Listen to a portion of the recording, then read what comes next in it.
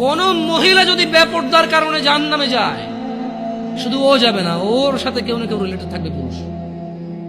Could be father, বাপ হইতে পারে, বড় ভাই হইতে পারে, তারপর হচ্ছে স্বামী হতে পারে।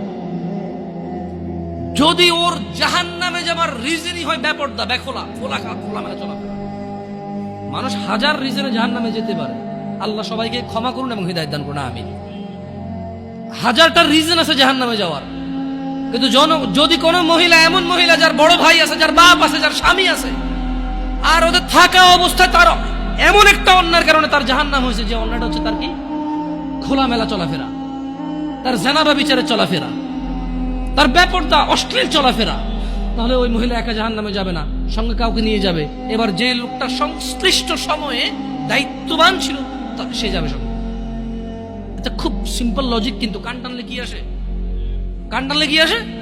ওই মহিলা যদি সংশ্লিষ্ট রিজনে যদি জাহান্নামে যায়, সংশ্লিষ্ট সময়ে যে দায়িত্ববান পুরুষ তার অভিভাবকত্বের মতো ছিল, যার উচিত ছিল তার জন্য সামর্থ্য অনুযায়ী জামা কাপড় কিনা সুন্দর দেখে, সামর্থ্য অনুযায়ী খাবার দাবার ব্যবস্থা করা, তার আর অর্থনৈতিক অবস্থার উপরে ডিপেন্ড করে, সামর্থ্য অনুযায়ী ওর কমফোর্ট জোনে রাখা হোক, সামর্থ্য অনুযায়ী যতটুকু আছে উজাড় করে দেওয়া ওর পিছনে, সংশ্লিষ্ট ব্যক্তিটার জন্য দায়ী থাকে।